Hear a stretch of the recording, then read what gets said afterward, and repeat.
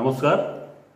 Five generation online टेलिभिजनको यस फरकधार कार्यक्रममा तपाईहरुमा हार्दिक स्वागत गर्न चाहन्छु। हाम्रो यस कार्यक्रममा विशेष गरी हामीले चाहिँ फरक विषयवस्तुलाई तपाईहरु समक्ष हामीले उजागर गर्दै छौं।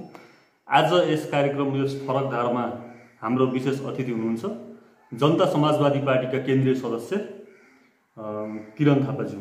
उहाँलाई कार्यक्रममा म हार्दिक स्वागत गर्न चाहन्छु। हस्, धन्यवाद। नमस्कार। आराम हुनुहुन्छ? हजुर, आराम छ। अनि झण्डा जलेर नि त सर? नेपालको झण्डा? नेपालको झण्डा। यतिखेर हाम्रो देशमा संयमता, सत्य, न्याय बिगिरहेको छैन। यतिखेर हाम्रो देशमा उत्तेजना बिगिरहेको छ। सरकारमा बस्नेले होस् वा सरकारको विरोध गर्नेले होस्, जुनसुकै पाहनामा पनि यो उत्तेजनाको खेती भइरहेको छ। त्यही उत्तेजनाको खेती स्वरूप कहिले केपी ओलीको मुखबाट छद्म राष्ट्रवाद उकलिन्छ भने कहिले केही उच्छृङ्खल तत्त्वहरूले राष्ट्र र राष्ट्रियतामाथि धावा बोल्ने, नेपाल र नेपालीको प्रतीकको रूपमा रहेको राष्ट्रिय झण्डा जलाउने जस्ता उच्छृङ्खल गतिविधिहरू भएका छन्। यसलाई विश्लेषण गर्दाखेरि यो फरक ढङ्गले व्यक्त भए पनि यो दुईटै प्रवृत्ति एउटै हो। हजुर, यो झण्डा जलाउनेमा चाहिँ एउटा ठुलै शक्तिको हात छ भन्ने कुरा पनि आएको छ कि अब तपाईँ त्यही पार्टीको मलाई लाग्दैन कुरा के भने तपाईकै केन्द्रीय सदस्य आङ्काजी शेर्पा जो यसको चाहिँ मुख्य मतियार भनेर अहिले चाहिँ जनताले बुझेका छन्। यसलाई त तपाईँले कसरी लिन सक्नुहुन्छ? तपाईँको पार्टीभित्र यस्ता प्रवृत्तिका व्यक्तिहरू छन्, त्यसलाई चाहिँ यसो स्पष्ट पार्नुहोस्। मलाई लाग्दैन नेपालको झण्डा जलाउने नेपालभित्र ठुलो शक्ति छ भनेर। केही उच्छृङ्खल तत्त्वहरू हुन्छ। यो धरती हो, धरतीमा अमृत वृक्ष पनि हुन्छ, विष वृक्ष पनि हुन्छ। धरतीले सबै वृक्षहरू उमार्छ। एउटा विष वृक्षको रूपमा कहीँ कतै कुनै अर्गनाइजेसनको नाउँमा नेपालको झण्डा ओडाउने, युट्युब च्यानल मार्फत चाहिँ नेपाल र नेपालीको विरुद्ध अभिव्यक्ति दिने, साम्प्रदायिकता भड्काउने प्रकारका अभिव्यक्ति दिने किसिमका कामहरू भए। मलाई दुःख लागेको कुरो चाहिँ कहाँ हो भनेदेखि सबैले आशा र भरोसा गरिरहेको र आगामी सरकारको नेतृत्व गर्ने, कमिङ सरकारको लिडरको रूपमा बुझिरहेको जनता समाजवादीका केन्द्रीय सदस्यहरूले पनि त्यसमा समर्थन गर्नु भनेको हामी जस्ता कार्यकर्ताको लागि, हामी जस्तो राष्ट्रभक्तको लागि लज्जाको विषय हो। र त्यसलाई आगामी केन्द्रीय समितिको बैठकमा पार्टीले एजेन्डाको रूपमा प्रस्तुत गर्नेछ र त्यसको छिनोफानो गर्नेछ। त्यस्तै अब तपाईँ त गणतन्त्रको लागि रगत बगाएर आउनुभएको व्यक्ति, अनि तपाईँको पार्टीमा जुन आङ्काजी प्रवृत्ति छ, के तपाईँहरूले यसलाई चाहिँ नै कारवाही गर्नको लागि केही योजना बनाउनु भएको छ कि सक्नुहुन्न आङ्काजीलाई कारवाही गर्न? हामी सबै अहिले यो कोरोना महामारीको कारणले गर्दाखेरि पार्टी केन्द्रीय समितिको बैठक बस्न सम्भव छैन। झण्डा त कोरोना महामारीमै जल्यो नि तपाईँहरूको। नीति राष्ट्रिय झण्डा कोरोना महामारीमै जल्यो, त्यसैले तपाईँ पन्छिन मिल्दैन हिसाबले त्यसलाई प्रक्रियागत हिसाबले अगाडि बढाउनको लागि हामीसँग समय छैन।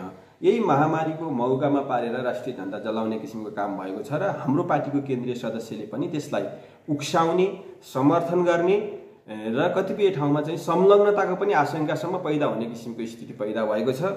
त्यसलाई तपाईँको चाहिँ आङ्काजीको प्रवृत्ति तपाईँको चाहिँ हरेक पुस 27 गते पनि देखिन्छ। राष्ट्रिय विभूति घोषणा गरेको व्यक्तिलाई उनले चाहिँ कीर्तिपुरमा गएर एउटा जत्था लिएर गएर थुकिरहेको हुन्छ। त्यो विषयमा तपाईँको पार्टीले कहिल्यै पनि केही कारबाही गरेको छैन। त्यसलाई तपाईँहरू कोरोना भनेर नउम्किनुहोस्, अहिले पनि अवस्था त्यही हो, पहिला पनि अवस्था त्यही हो। त्यतिखेर चाहिँ पृथ्वीनारायण शाहको जसले राष्ट्रिय विभूति घोषणा गरेको व्यक्तिलाई गएर थुक्दाखेरि तपाईँको पार्टीले कुनै एक्सनै लिएको छैन। त्यसैबाट मौलाको होला नि त त्यो आङ्काजी। त्यो विषयमा पार्टीको आधिकारिक फोरममा छलफल हुन्छ, पार्टीको एजेन्डा तयार हुन्छ, त्यो बारेमा पार्टीले आवश्यक निर्णय गर्छ।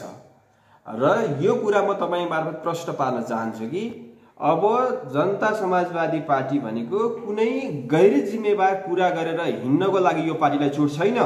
जनताले आगामी राष्ट्रको नेतृत्व गर्ने पार्टीको रूपमा यसलाई स्वीकार गरेको छ।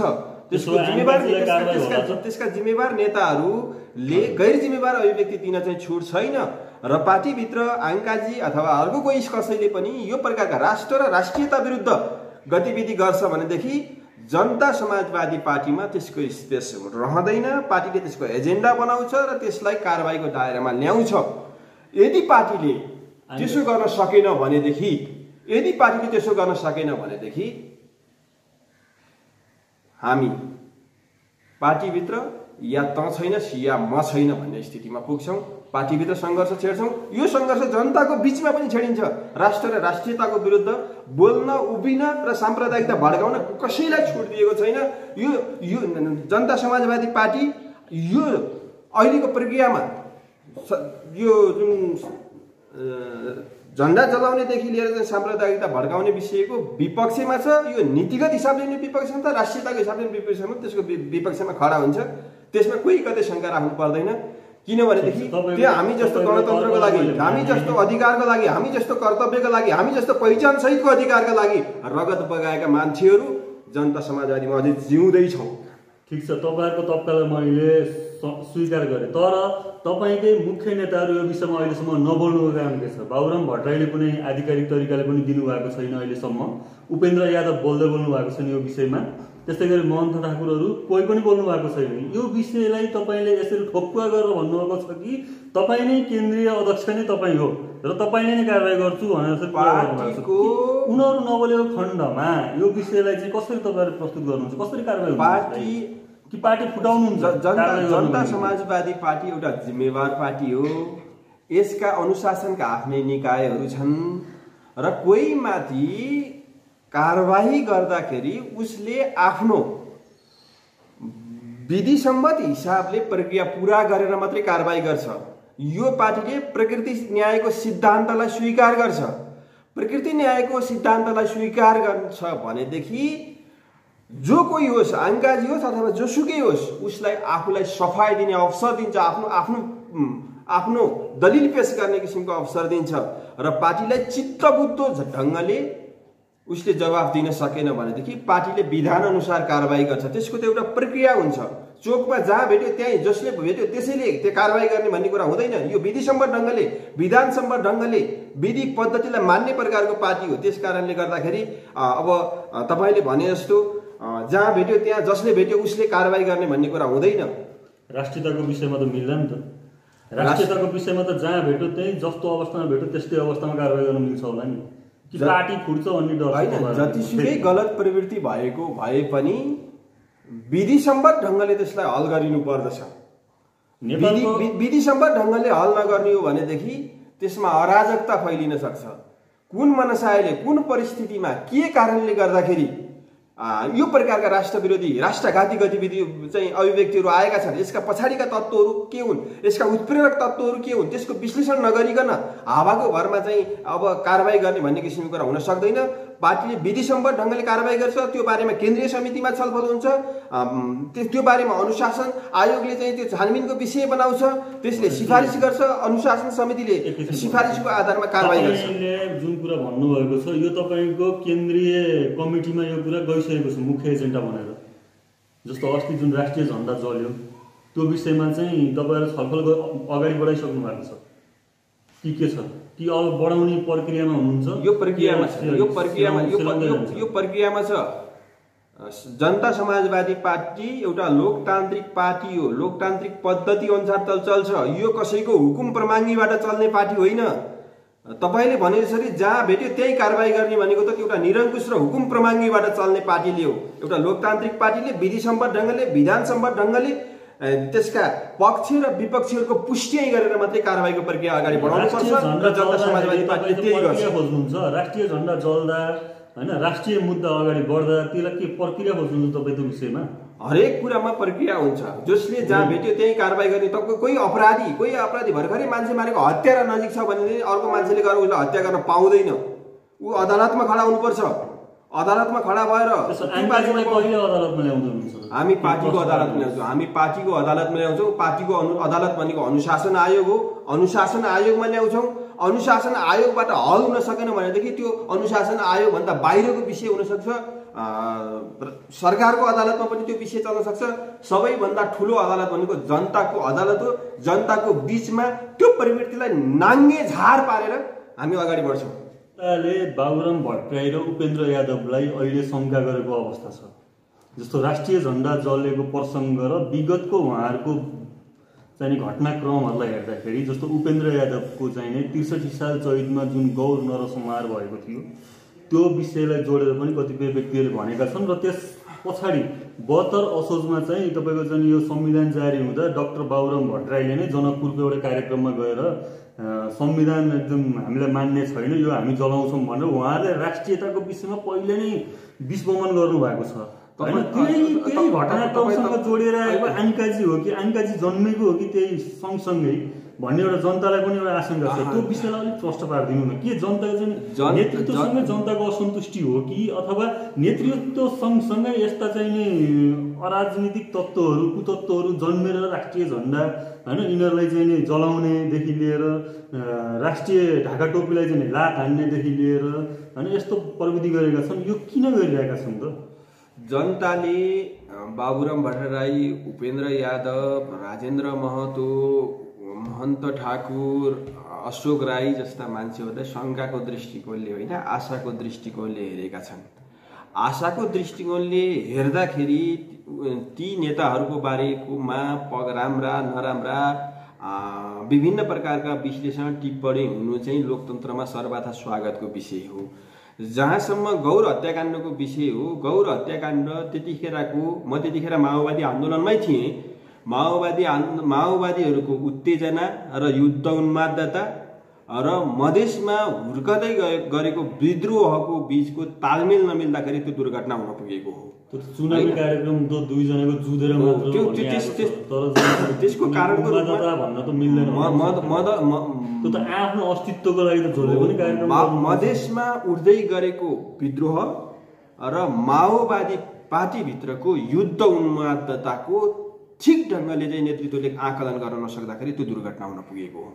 त्यसलाई दुर्घटना भन्दा पनि सुनियोजित घटना घटाइएको भन्छन् नि। त्यो विषय सुनियोजित भन्दा पनि के हो भन्दाखेरि दुवै पक्ष त्यहाँ गौरको चौरमा कार्यक्रम गर्नको लागि चाहिँ तत्पर थिए।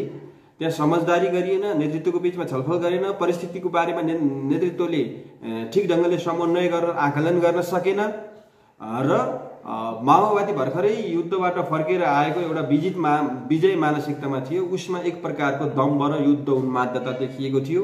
त्यसको ठिक ढङ्गले व्यवस्थापन हुन सक्दाखेरि होइन स्वतन्त्र ढङ्गले अहिले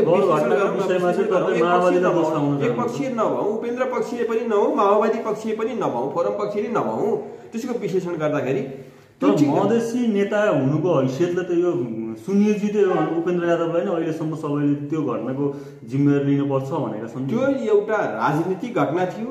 त्यो राजनीतिक घटनामा त्यतिखेरको मधेस आन्दोलनको नेतृत्व गरिरहेका उपेन्द्र यादव र तत्कालीन फोरमका नेताहरू र एउटा रक्तपातपूर्ण क्रान्तिबाट आएको माओवादी आन्दोलन र त्यसका नेताहरूले आफ्ना उत्तेजना र उन्मादताको नियन्त्रण गर्न नसक्दाखेरि त्यो दुर्घटना हुन पुगेको हो। बाबुराम भट्टराईले संविधान जलाउनु भएको छैन, यो संविधान अपूर्ण छ भन्नुभएको छ। बाबुराम भट्टराईको बारेमा मसँग सोध्नुहुन्छ भनेदेखि मेरो कुरा सुन्नुहोस् न।